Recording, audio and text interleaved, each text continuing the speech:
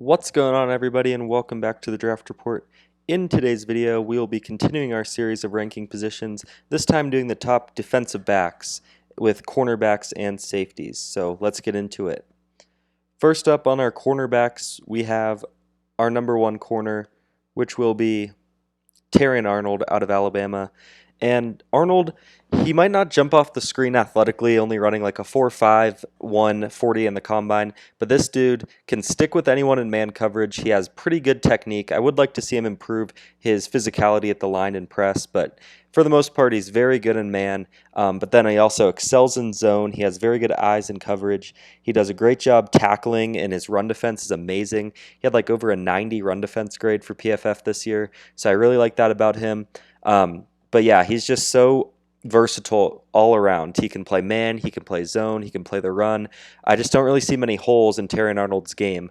He might not be, your 1A, Patrick Surtain, Jalen Ramsey, that you can just stick on the team's best receiver because he is a little bit on the smaller side and he maybe doesn't have the long speed to keep up with Tyreek Hill or something, but he can one-on-one guard almost any receiver in the league while also being a plus in run defense, which is rare from the cornerback position. And then he also is good in zone, has good eyes. He's a playmaker at the catch point. I think he had 5 interceptions this year. I really like Tanney Arnold. And the thing I really like about him is his floor. Like I mentioned, he's versatile. He's ready to play right now. But also, he could be potentially the best slot corner in the league if he doesn't stick it outside. A lot of these guys are kind of confined to being either an outside corner or a slot corner, and outside is definitely more impactful and a more important position. But nickel corner, slot corner gets a little underrated in the NFL, and Tanney Arnold has a floor of maybe the best slot corner in the league because you want a slot that can be amazing in run defense and can keep up with maybe not the fastest, biggest guys, but those slot receivers underneath that are twitchy and get in and out of their breaks really quickly.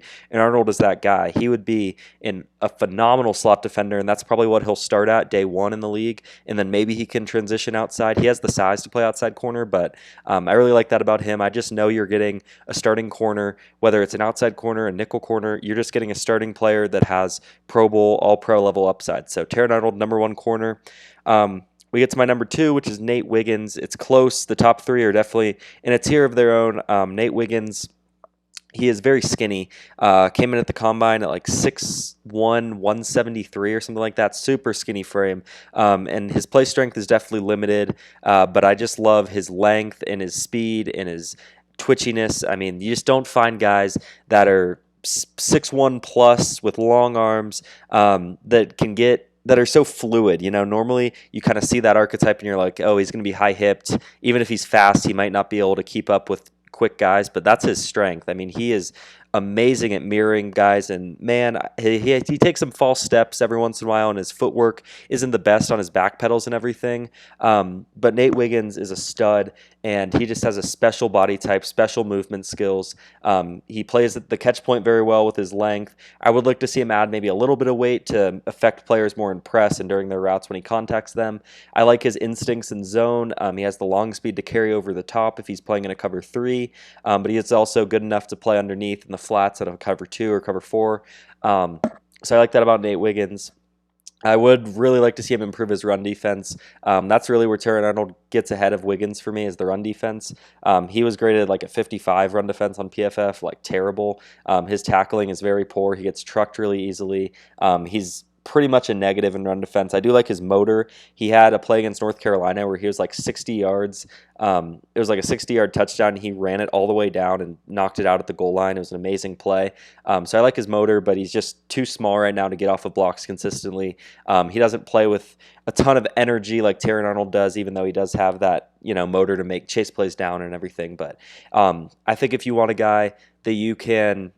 If you want a Tyreek Hill stopper, if you want a Justin Jefferson stopper, I think the only guy that can really do that in this class is Nate Wiggins. And obviously no one can shut those guys down. But if you want a true outside corner that can lock up your team's best receiver, I think Wiggins is your guy. Then we get to number 3, Quincy Mitchell, who I'm still very high on, but these top 3 are all very good. It's kind of what you want.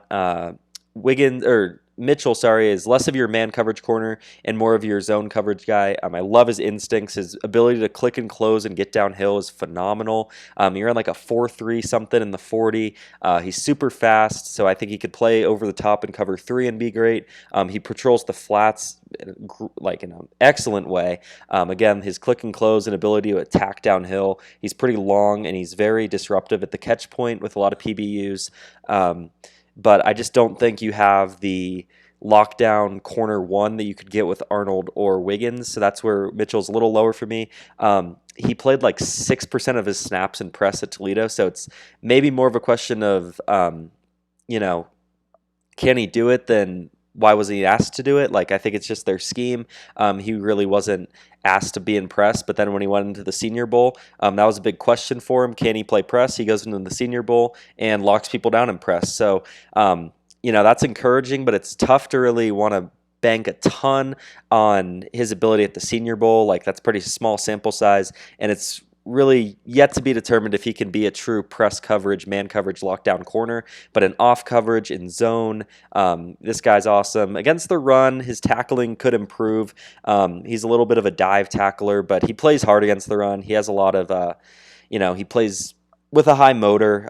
So I really like his effort, but he could, again, improve a little bit to get to that Tanney Arnold level. But yeah, he's still a good player, still a top 20 player in the draft class for me, but just the worst of the top 3 corners, if you want to say that. And then we get to number 4. This is a pretty big drop-off from the top 3, but I still am a fan of KoolAid McKinstry. Going into the season, he was kind of viewed as like consensus quarterback 1, and then he just kind of got passed by the other guys. His flaws kind of started to show, even though he still had a really good season. And the biggest thing with KoolAid is he's just not the greatest athlete. I mean, he's still a good athlete, but when it comes to being able to keep up with really twitchy receivers, he maybe doesn't have that. His long speed's not great. He can be a little stiff at some points, but KoolAid's still a great player. His technique, I think, is the best in the class. I think if you want a guy that can be a starter from day one and you just trust him, I think it's KoolAid McKinstry. I mean, there's really nothing technically that's bad in his game. He mirrors exceptionally well. His press coverage technique is flawless. He never overextends with his punches. He lands his punches almost all the time. He plays very in control, stays in phase, stays right on the hip. And then his back pedal is smooth. He transitions quickly out of press. He has decent long speed to carry. He can open his hips well. He anticipates routes well. I just love this dude when it comes to, maybe can he guard the receiver ones with the athletic tools? No, but I think if you put this dude on any wide receiver 2 in the league in press, he's awesome. Any team that wants a press coverage corner, late first round, I would love KoolAid McKinstry there. I think you're just getting a solid football player. Like I worry about the upside because of the athleticism, but I'm not worried about KoolAid not being able to see the field or something. I mean, he's a stud. That's why he was so good at Bama.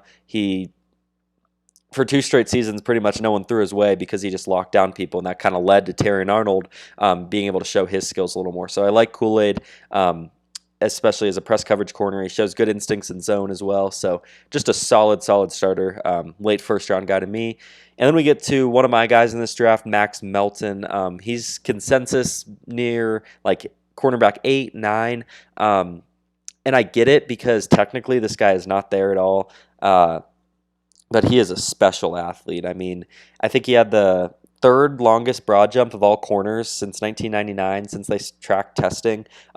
Explosive athlete. He's long. He is just a crazy athlete. His long speed, 4.3 speed, with the length that he has. I really like that. His ability to click and close is just exceptional when he's getting downhill. He really shows no stiffness when he's mirroring people. It's really just a technique thing. The only question I really have physically with him is his play strength. He can get pushed around a little bit. He is a little bit on the shorter side, so at least height-wise, his arm length is long, which is why I like him in press. But he lacks a little bit of strength, so he can get pushed around at the catch point. During routes, he doesn't really provide a ton in press as of right now, but I think he can add some weight and add some play strength. But it's really just everything technically for the most part he kind of struggles at. his ability to anticipate routes and mirror is not there. He takes a lot of false steps in coverage. His punches rarely land in press. He kind of overextends sometimes. And at the catch point, I don't like how he plays the ball. He often is late to turn his head. He can get some penalties downfield. But Melton is just a guy it's just rare to find an athlete like he is. I mean, if you're ranking just the athletes at the cornerback position, he might be first. It might be Nate Wiggins and then Max Melton, but I mean, it's close. He is a superstar athlete, and I think those guys are just going to be able to get on the field. I don't love his run defense, so projecting him to a slot role, like I've said with Arnold, is a little tough, but I think he could be a good slot because of his athletic ability. But as an outside corner, so much of it is just how much of an athlete you are, and Max Melton is pretty much a perfect athlete. So I just want to bet on that. I'm not saying to take him in the first round, but mid, early second, maybe late first if you really need a corner. I'd be perfectly fine with that. Bet on the upside, but you just got to know you could swing and miss with a guy like this because his floor is rather low, and I don't think he can see the field from day one. Number 6, Kamar Lasser. This is kind of the opposite of Max Melton. When you look at the RAS score and the testing, he's just not that great of an athlete. But when you turn on the film, you just want this guy on your team so bad. I don't see how any coach looks at this guy and doesn't go, we need to draft this guy in the second round. I mean, he fights. This dude's motor is unbelievable. He plays harder than anyone I've watched. I mean, you see him and you see the effort that he puts in and you want him on your team. He isn't a good athlete, like I've said. He's on the shorter side. He's only 185 pounds. He's not fast, but this dude against the run just fights. He gets through blocks well, and his instincts in zone are exceptional. He gets downhill pretty quickly, but a lot of it is his instincts. He's just getting there before the ball is thrown because he's such a smart player. His football IQ is exceptional. And I think he's kind of a role specific. Like if you're ranking these guys on how much they can go up against Justin Jefferson and lock him up, I mean, he's probably last. Like, I do not want this guy playing much man coverage at all. I hate him in press. He's so slow to transition out of press. I don't know if it's a technique thing or just his stiffness, but he is really late and delayed getting out of press, so I don't like that. He gets stacked over the top a ton. But as like a cover 2 flat patroller that can play the run well, I just like him in that role. And again, I want this guy on my team. I know it's probably stupid to have him at 6 because he's not a good athlete. He's not that big. But man, it's just the film is too hard to deny. At Georgia, he's playing good competition and he looks pretty good. So if he isn't asked to play man, I think he's a guy that as a cornerback too isn't going to kill you, and that's really good for me. Number 7. Another guy I'm kind of lower on than most people, Ennis Rextra from Missouri. You watch him and you think he's a good athlete, and then you look at the testing, and he had one of the worst testing performances at the combine. He ran in the 4.5s, and he was slow in the 3-cone and came in small. Rextra is just a weird one to me. I don't know what to think about him. I have times where I'm like, he's cornerback 5, and I have times where he's like cornerback 13 because I just don't see him getting on the field because he's the small guy that's not very athletic. His long speed is terrible. But he's another one that plays the run well. A lot of people have him as an outside corner, and I honestly think he would be better as a slot guy. I think he could stick it outside, but as a slot guy, he's kind of like maybe Walmart version of Tanney Arnold, where you're getting a guy that plays with a high motor. He's excellent against the run. He's a great tackler, so you can trust him in the nickel spot. And then he's pretty twitchy in short areas. He has fluid hips, but his long speed kind of sucks, so I don't really want him on the outside because he's going to get stacked easily against fast guys. But against little slot receivers, I think he could do well, and then you have him in there against the run. So I think you're getting a startable piece from day one. I like his technique for the most part. He does get a little grabby downfield, but he mirrors pretty well. So Ennis Extra is just an interesting one for me. I see guys mocking him first round. I just don't see that at all. But maybe as a second, third round guy, I could get behind that. But then another guy at number 8 that I really like, Renardo Green. if Ennis Rackstra is Tanney Arnold, like Walmart version, then Renardo Green is KoolAid McKinstry Walmart version. He is just like Kool-Aid, he's amazing in press. And that's all he did at Florida State. Like, it's rare to have a college corner that just lives in press, but he did. And the thing I loved is I watched the LSU game, that the picture is from right here, and he just dominated Malik Neighbors. I mean, he held him to like 2 catches or something. And it's like, okay, Malik Neighbors is, if you're talking about athletes, that dude might be the best athlete in the NFL once he comes in. And that dude's a dynamo. And he was able to keep up with him athletically. So it's like, okay, so he can keep up with anyone. But then you watch other games and he's kind of just getting beat by pure athleticism. He's not the biggest guy. He gets a little grabby downfield, especially when he gets beat over the top. He just grabs, and he had like 11 penalties the last 2 seasons. So that's kind of what worries me about him. But man, as a day 3 or as like a 3rd round flyer that can play press coverage, you just don't see guys that excel in press like that. Normally, press is the hardest thing to do for a corner, and he's great at that. So it's like you can develop the other things, but learning how to play press is very hard. So 13 PBUs this year. I like that. He's good at the catch point. He uses his length well there. Pretty good hips. I don't love him in run defense, but that's how most corners are. So then we get to the best of the rest. These are the other guys I watched. These are the consensus kind of day 1, day 2 guys. TJ Tampa, someone I'm not the highest on.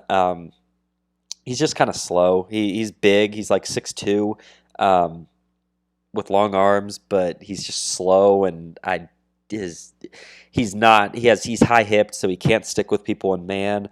I like him in a zone scheme because he has good instincts, and he's decent against the run. I don't like his tackling a ton, but he's a guy. I mean, a 3rd round pick, I'd be fine with it as a potential starter at outside corner, and a good depth piece for a zone team. And then Mike Sanderstill, he's another one that I'm lower on than most people. He's just such an outlier size-wise. I mean, he's 5'9", 180 pounds, and you're like, this guy just can't stick against big receivers. And in the nickel, if you're asking him to guard a tight end or something, like that's just not going to happen.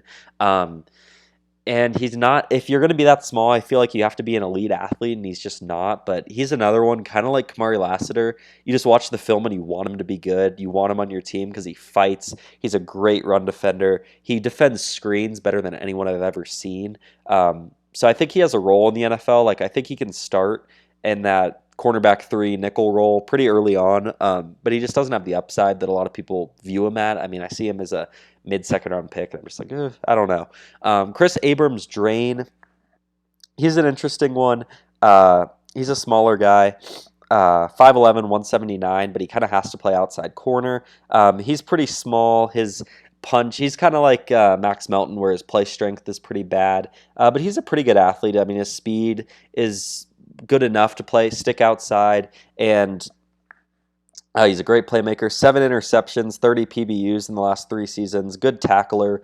I don't think you're getting a starter with Chris Abrams-Drain, but as a cornerback 3 that can play occasionally, I think you're getting a guy, and 3rd, 4th round, can't complain with that. DJ James, he's a good slot guy. If you don't know, I'm an Auburn fan, but he's just so small. He's kind of like Sanderstill, where you just don't want to bet on outliers like he is. He's like the 2nd percentile for weight for the cornerback position, but he's twitchy, and he has long speed. Like, I think he can stick athletically with almost anyone, but it's just like at the catch point during routes, any little contact, he's going to get go flying in the air.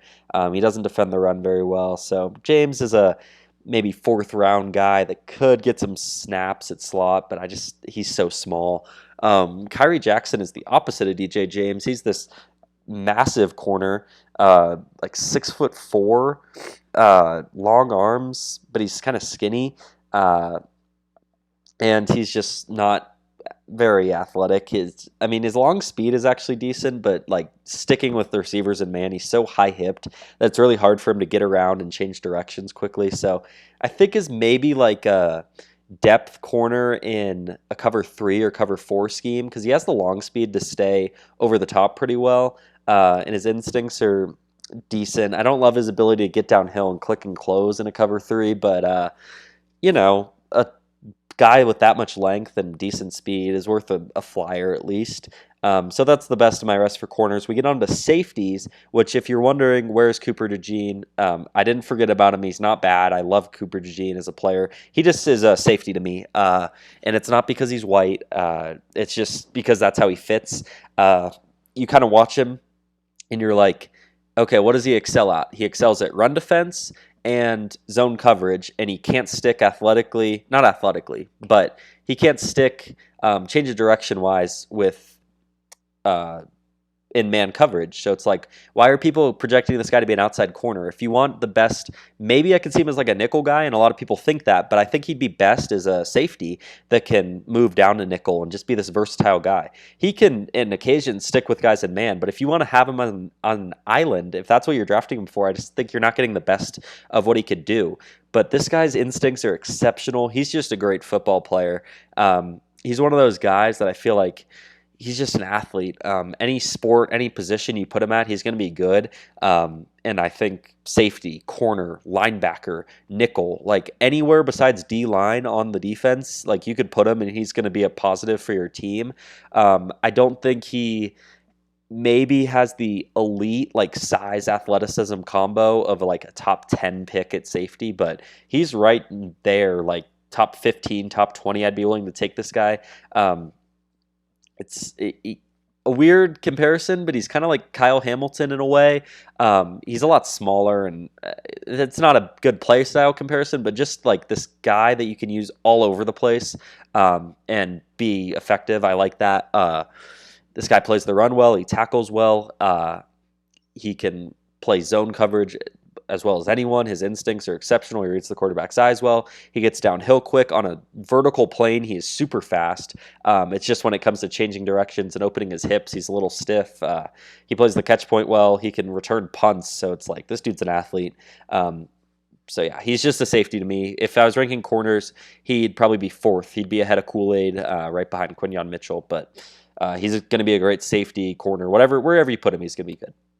Tyler Nuben, the pretty big drop off after number 1 for safeties. It's not the greatest safety class, but Nuben, not a guy that pops athletically, but he's pretty big. And kind of like DeJean, he's just a good football player. He knows where to be. He plays the run well. He's physical, even though he's not the biggest guy, only like 200 pounds, but he plays bigger than that. I feel like he hits hard, and he could play. I think he's best as a free safety, but I don't love his range over the top. So maybe as a slot guy or as a strong safety, he could be good, but he could move all around the field. He's a good enough athlete. Like his testing numbers were terrible, but I think he's a better athlete than his testing said. And he's going to be bigger in the league than his testing said because I think he got smaller for the combine. I don't love him in man coverage, but I think as a run defender, as a zone guy, his instincts are great as well. He's just not the athlete that I want in like a first, second round safety, but as a like early third round, I'd be willing to take Nuben. I think you're getting a solid football player. If you want a star, I don't think you're taking Nuben, but just as a solid safety, that's what you're getting in Nuben. We go to number 3, which is going to be Javon Bard, and this is a guy that's on the smaller side. He is definitely more in the free safety kind of nickel conversation. Like you don't want this guy playing in the box at all, but he plays hard. I like his effort. I like his ability at the catch point. He's a playmaker. He gets downhill quickly. He has good range over the top, but his size is just a problem. Like getting off of blocks, he struggles. His tackling in the open space isn't great. And if you're taking a guy to be this kind of twitched up, like over the top safety, you kind of want him to be like an elite athlete if he's not going to be big. And Bullard's just a tick below elite. So again, third round guy probably, but you're getting a solid player and a pretty exciting guy. Like I just like watching his film, even if he's not going to be the best player in the NFL. I think, third round pick. I like Bullard. We get to number 4, and this is a guy that I like a lot more than consensus. Cole Bishop. 6'2", 206 pounds, plays the run well. He does have short arms, which I think is a cause for concern. He has like 29-inch arms, so creating first contact at the point of attack is tough for him. His tackling range is limited. But outside of that, it's like, what is this guy not good at? He's fast. He's athletic. he plays with full effort all the time. His run IQ is excellent. His instincts are excellent. He's a great tackler. He knows where to be in the run. Like, I just feel like he's always in the right hole. He flies around. Like, I was watching the Florida game, and I was just like, every play, I'm like, oh, there's Cole Bishop. There's Cole Bishop. He forced like 3 fumbles, even though they were down on a couple of them. I'm just like, every play you're noticing this guy out there. And I'm like, why are people saying this is a 5th-round pick? Like, this guy is a stud. And then I kind of look into it, and I'm like, 29 inch arms. Okay, that's a little concerning. He can't play man coverage very well. His hip turns in deep zone are a little lacking. So I'm like, okay, I knocked him down from like my, 2nd-round grade. I'm like, this guy's insane. And I'm like, okay, I see the flaws with him, but he's another one I just like the film, and maybe my eyes are tricking me, and this guy's going to not be anything, but I'm like, man, this guy's a playmaker. He's always in the right spot for the most part, especially against the run. He'll vacate his zones a little bit in man or in against the pass, but Cole Bishop is a guy I just like as a strong safety that you put in the box, and he's going to defend the run. He's just going to be a hard-nosed football player. They're probably stupid because 29 inch arms is kind of a red flag. We get to number 5, Jaden Hicks. This is another strong safety guy. The thing I really like about Hicks is you can trust him like manned up against tight ends. Like, his hips are pretty fluid, which you can't say about Cole Bishop, but his tackling is just concerning. 28 missed tackles over the last 2 years. His angles are pretty poor. He over pursuits a lot. And then his zone coverage instincts are pretty poor, I'd say right now, just around average. But you don't see guys that are 6'2", 211 that can stick with tight ends and man. So I think that's just a big upside guy that, he's a bigger safety. He blitzes pretty well. So he'll find a role. Guys that are big and athletic find a role. And that's kind of what Hicks is to me. We get to the best of the rest for safeties. These are guys I watched, kind of a smaller safety class. These are the only guys that have like anywhere close to like day 2 grades. So Devin Taylor Demerson, I like him. He's like outside the top 100 on consensus boards, and he's fast and he's a playmaker, but he's kind of like Bullard, where he just gets bullied at the point of attack.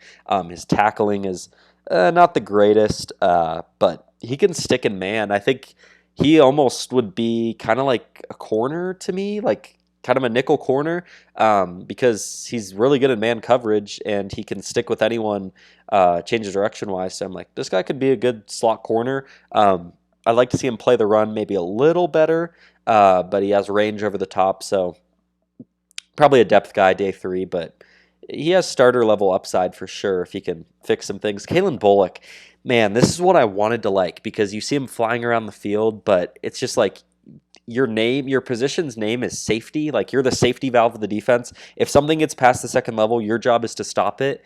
And if I was ranking people on how likely they are to stop that, I would put like wide receivers over this dude. I'd put like almost anyone in this draft class can tackle better than this guy. He is terrible in the open field at tackling. And it's like, I just think that's such a red flag that you're not going to be able to see the field. Like, if you can't be trusted to be the last line of defense guy and make a tackle, you just can't see the field. I mean, you're 6'2", 185. Like, this dude is skin and bones. And as a free safety, like, you have to be able to tackle, and he just can't. I like his range. I like him against the pass. He's a playmaker, like I said. He flies all around the field. So I think is like early day 3, maybe. Maybe he sneaks into day 2, but man, I just don't see him getting on the field early unless he can fix his tackling problem. And the only way he does that is bulking up. But he's so skinny right now. I worry about Kalen Bullock, but his speed is pretty exceptional. So I like him. Then Cam Kinchins, this is one.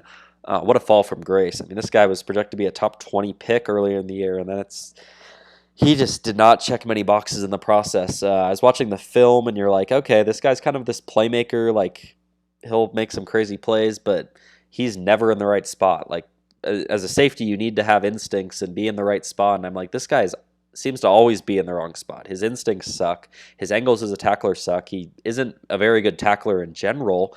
And then it gets to the testing, and he tested horribly. I'm like, at least this guy has some speed, right? At least this guy's big. And he comes in at like terrible numbers and a lot smaller and a lot slower than we thought. And it's like, what are you getting in this guy? I mean, he's 5'11", 203, so he's kind of bigger. He hits pretty hard. But it's like, what are you getting? Because at that, I don't think he's physical enough to play in the box as a strong. And then it's like, you need to have range and speed to play free, and he does not have any of that. So it's like, where's this guy fitting? Maybe the eye test is just more important than the testing, but it's hard to really trust that because the eyes don't tell you he's some elite athlete. They tell you he's a good athlete, and then the testing just says he's a terrible athlete. So it's kind of hard to gauge. But again, maybe like a 4th-round guy, I'd be willing to take a shot on him. But, man, it's really tough to take a guy with that poor of testing and kind of poor instincts and coverage. But, yep, that's going to wrap up the video. Please let me know what you think in the comments. I'm always open for discussion. And just to let you know, I will be live tweeting the draft. Same name, the Draft Report on Twitter if you want to see that. I'll go through pick by pick and everything. I'll do videos during the draft as well, so stay tuned for that. And if you enjoyed, please like, comment, and subscribe, and I'll see you in the next one.